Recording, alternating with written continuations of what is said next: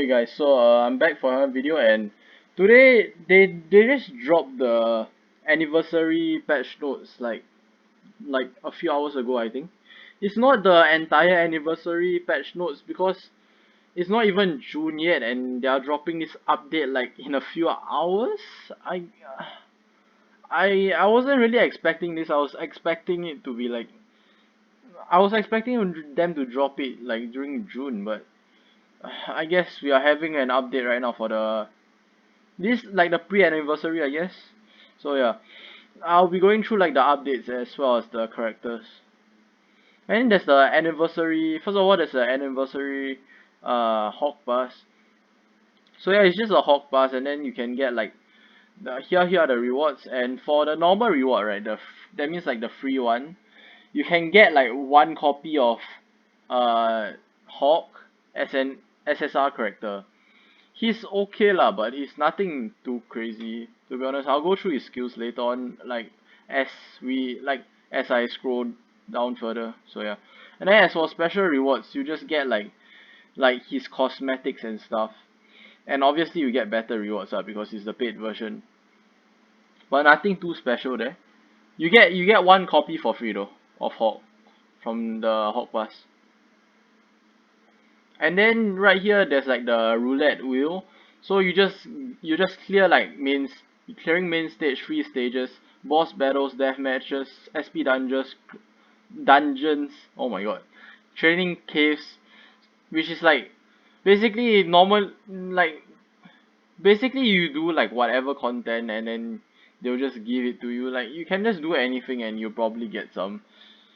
And then here there's like the chapter 13 update, and then there's, yeah, it's just chapter 13 update, I guess. And then for this part, right, this they are giving away this costume for free. And from what I've seen is like this costume, right, you know how like there's different Meliodases in the game. There's like the regular Meliodas, there's the demon Meliodases, and then there's Lost Vein Meli, right? And each of them like have their individual costumes. But from what I've seen and heard, this particular costume is shared among every single variation of Meliodas. That means like it can be any type of Meliodas that you are using, and you can equip this on him. And then this is like the boss that is coming up with. Uh, so this is kind of works like the Hawk boss that we have currently on JP. The one whereby we have like 5 entries per day, and then like upon clearing the stage 25 times, it doesn't have to be extreme or hell. You can clear hard mode 25 times in total, and you can acquire the costume, the Meliodas outfit. See, after 25 clears. But then you can only enter the fight like a maximum of 5 times per day. So the earliest you can get the outfit is 5 days after the update drops. And then yeah, there are like some rewards here, but they aren't too special. So basically, if you reach 25 runs, right, you can get one SSR pendant. I can't see how many gems there is. I think there's 3 diamonds, 3 SR pendants, and 3 UR chests, I think.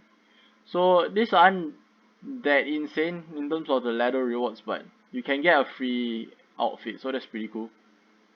On top of that, there's like an exchange shop, obviously like the Hawk event, and then you can get like a bunch of gold.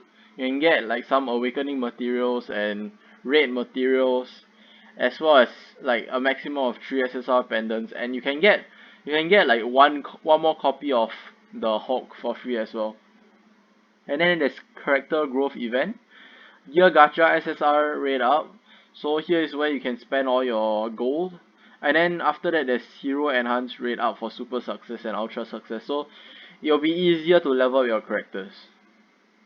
So yeah, that's about it for that. And then there's the event duration.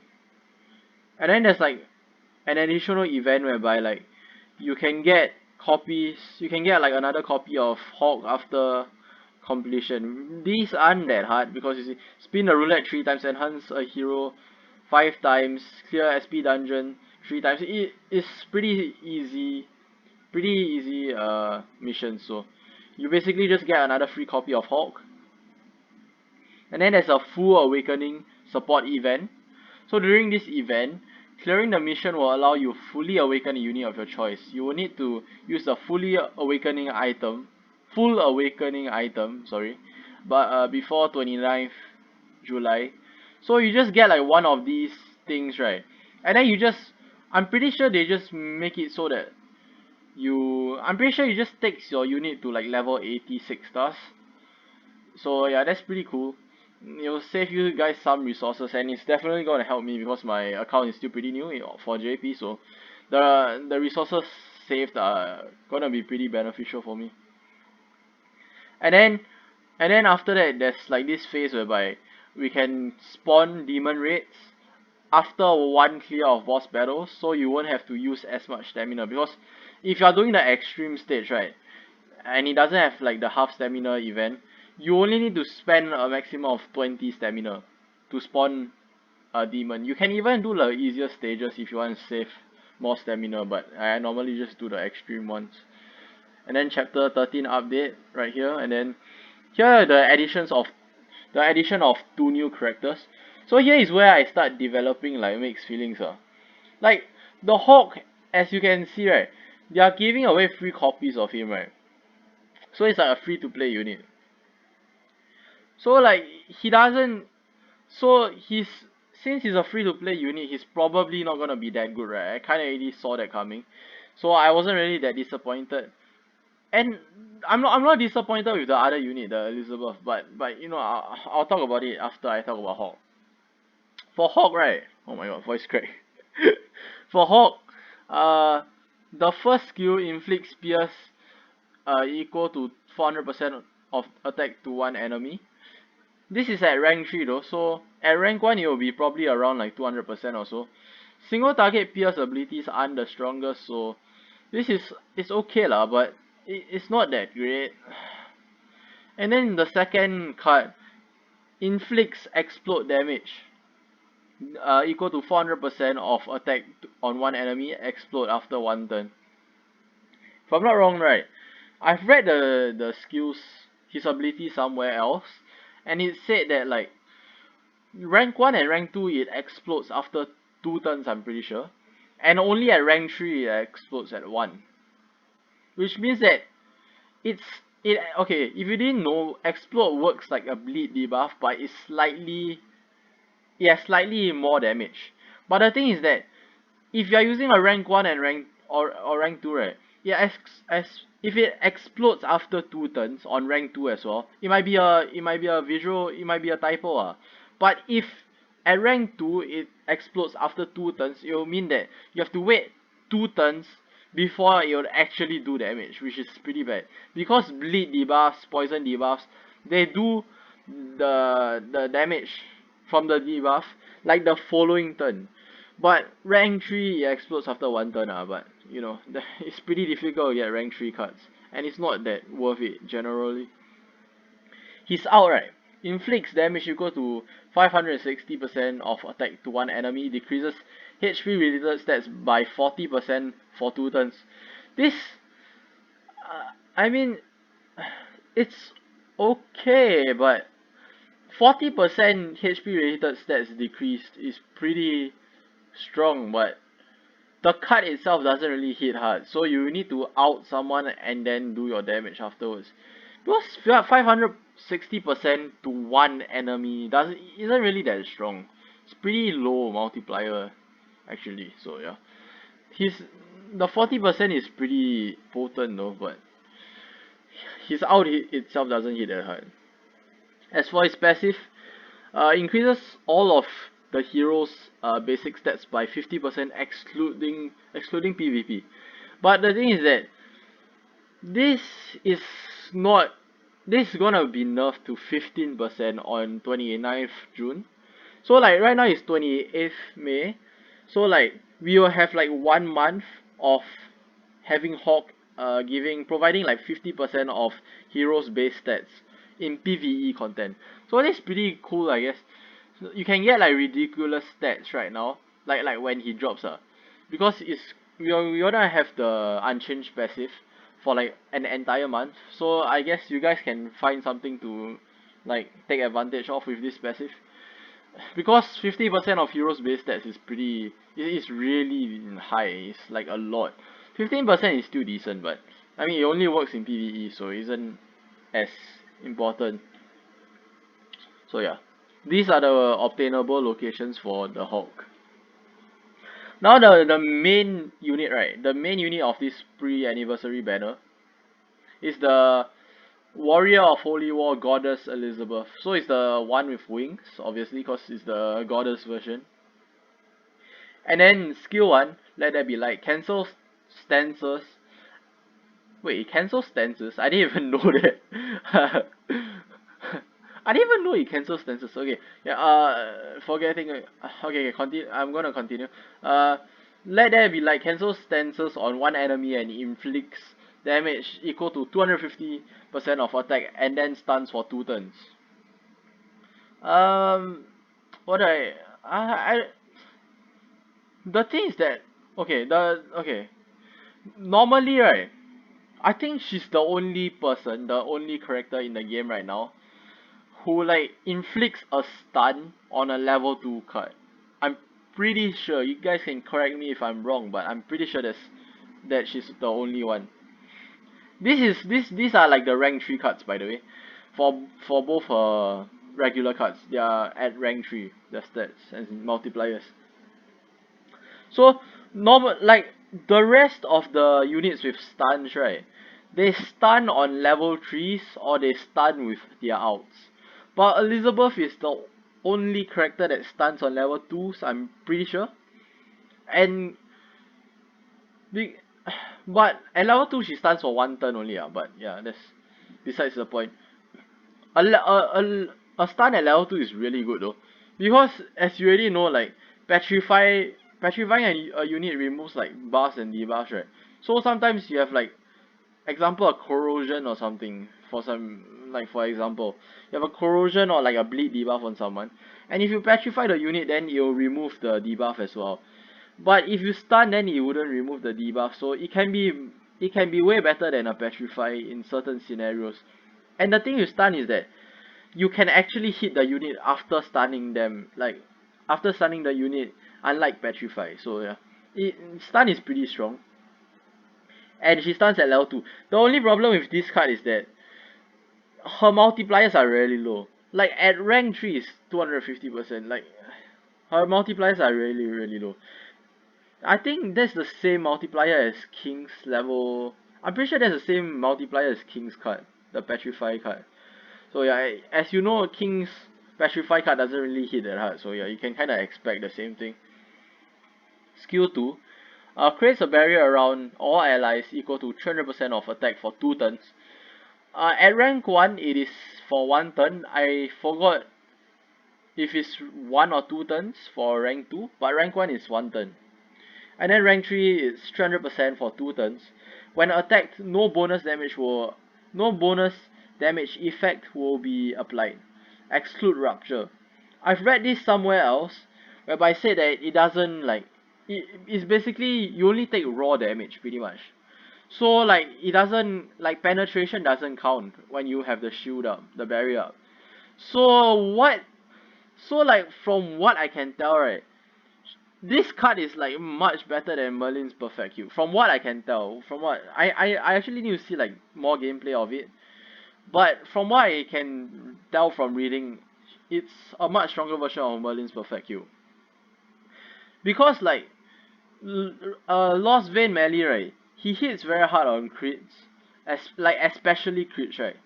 But if you have this, right, if it works how I think it works, if it only deals raw damage, then then Lost Vein Melee can't crit, so he'll just do base damage and he'll do much lesser damage. So if I'm not wrong, that's what it means, and if it does, then it's pretty strong. It's really strong actually.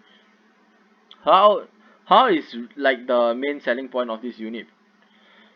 How is like fucking broken, man. Uh, she heals all allies equal to 70% of max health if she's at 6/6. If she is at 1/6, then she'll be healing everyone for 30% of their max HP. And then reflects 40% to 120% from 1/6 to 6/6, 40 to 120% of damage taken for 2 turns.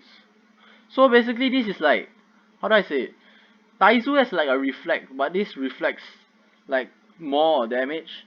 Like, and plus like it's so much better. Okay, like the healing part, the healing is a pretty big heal.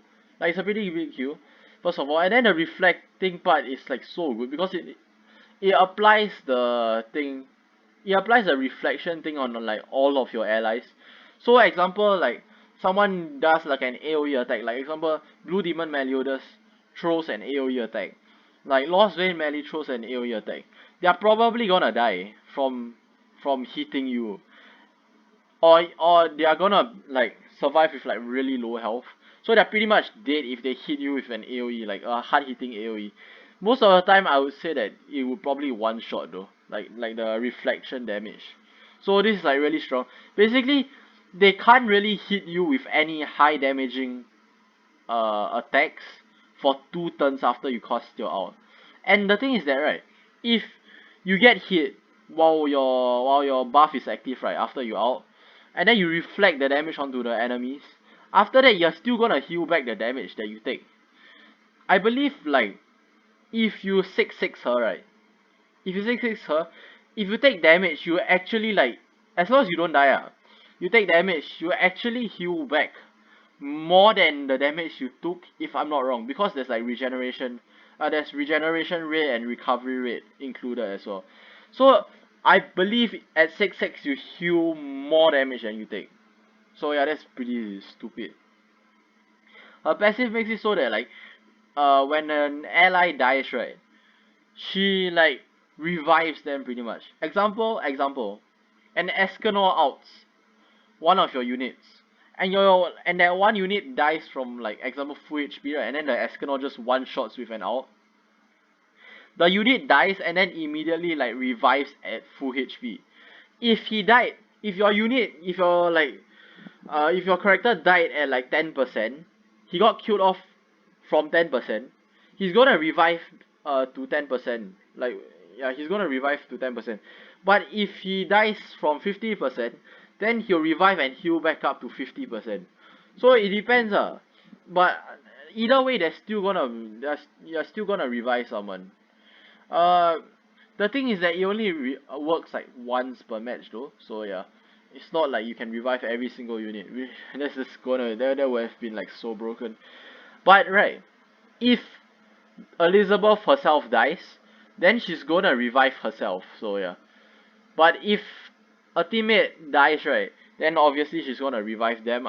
But if she revives herself and then like another, like one of her teammates die, right, then she won't be able to revive her teammate because she can only use like revive once per fight. So yeah. Uh, Overall really solid unit, like very solid. There's one problem though. Okay, it's like, how do I put this? How do I say this?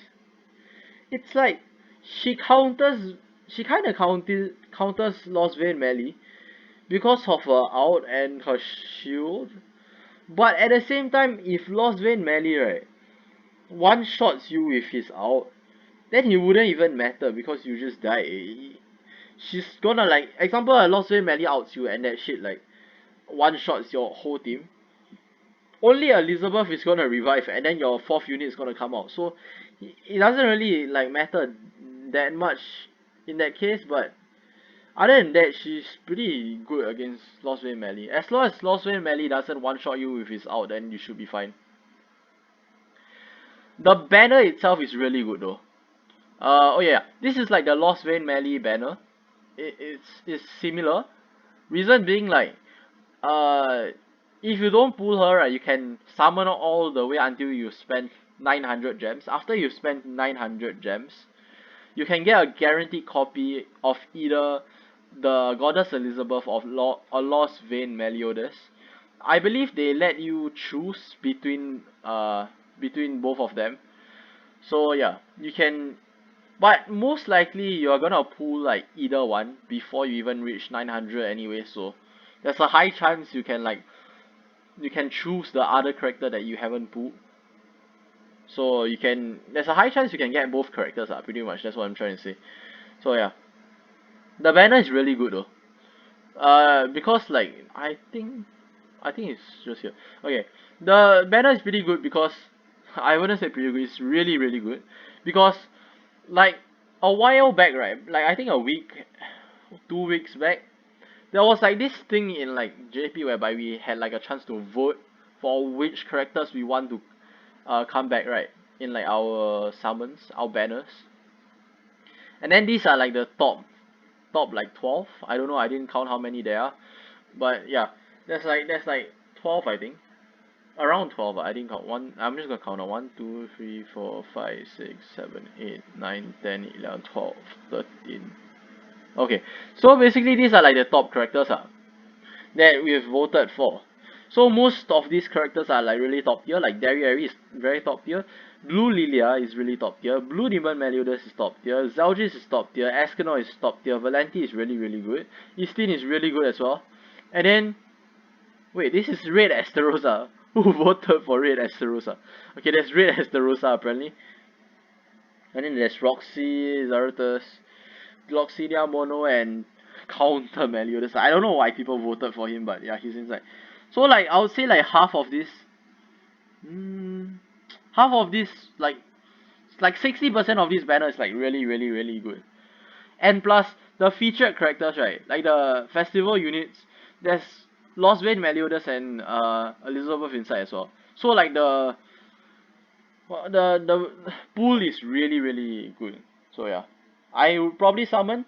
The problem is that, right, it is pre-anniversary, so there is still time for a second banner, but Netmarble haven't said anything about a second second banner yet. So there is a chance there isn't a second, but I would really hope there is a second. But and the problem is that right now I only have like 1.1k diamonds, which is a lot. Don't get me wrong, but because my JP luck is like completely like trash. I feel like I have to reach like the 900 diamond mileage to get the unit guaranteed. So like I probably need like 1.8k diamonds, and I'm like pretty short of diamonds right now. So I'm not too sure if I'm gonna go like 900 gems deep into the Elizabeth's banner, because there might be like a Spart 2 banner, and like Elizabeth, don't get me wrong, she's a fantastic unit. From the info we've gathered right now, she looks like amazing. But she's Elizabeth, man. Like she's not she's not a character that generates the most hype, you know. Like when you compare her to like the one Escanor, or like another version of Escanor even, or like a Salt Mode Meliodas, like the hype just doesn't compare, you know. And like I can't really summon for both banners because I don't have 1.8k diamonds, and I don't I my JP account is still completely free to play, so yeah. But putting that aside, here are like the cosmetics, and like these cosmetics, since these aren't event cosmetics, right, these are like her base cosmetics. There isn't really like her cosmetics don't really like expire in a sense. It doesn't like leave the shop, because these are like her base, this is like her base set of cosmetics, so you'll be staying in the shop forever, so yeah. These are like the bundles if you spend. I'm just gonna scroll past them. And then there's like a new battle event that gives stamina pots, AP pots, so that's cool. And then here are like the QOL updates, the quality of life updates, system changes and improvements. So this is just like a appearance improvement, I guess. You can change the appearance of the Hawk Mama, I guess. So that's cool. After that, there's like this is another quality of life update whereby you can favorite your characters. So like once you favorite a character, you'll push the character to the top of your box. so it'll be easier to locate them since the filtering system in this game isn't the best. And then here, this is the patrol thing. This is a patrol part of the game, and like basically now like when you like set units out to patrol, you actually like fill up this bar, and then once you fill up the bar, uh you can like get rewards, basically like additional rewards. So yeah, and then gear a gacha rate display, and then I'm not too sure what this is, to be honest. Deathmatch invitation changes, then you can toggle what kind of death matches you want to receive. So example, you don't want like any more grey demon raids, right? Then you can just choose not to have them, pretty much. And then there's more quality of life updates. For cooking, it'll make it so that you can cook in larger quantities with less trouble. And then you can feed your characters like their specific food, or like the aisle, like easier, so you can like I guess like fill up your affinity bar like much faster. And then there's chat system changes. I don't think this is that much of a change, so I'm just gonna skip past that. Skip ticket changes. Using a New Year costume on the team will now spawn the respective death matches when using skip tickets, because previously, you know, there are like the costumes that spawn like specific demons, right? Skip tickets weren't working with those previously, but now they are going to. And then using skip tickets will now level up characters, player rank, and gain affections accordingly. So that's cool, I guess. That's definitely beneficial. Achievement related system changes. Certain achievements require to have specific amounts of material previously.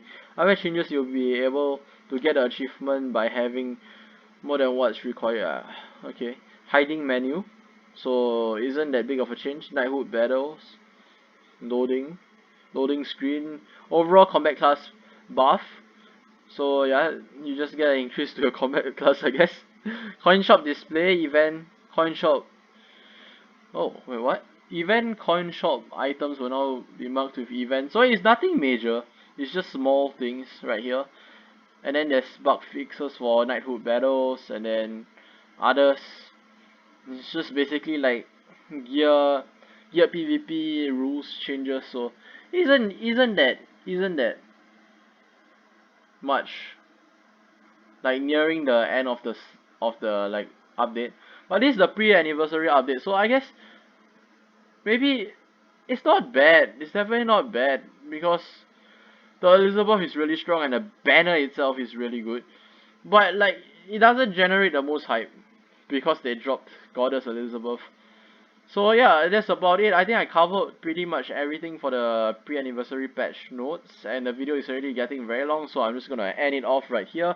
Hope you guys enjoyed. Make sure to leave a like, subscribe, leave a like, comment, and subscribe, and I'll see you guys in the next video.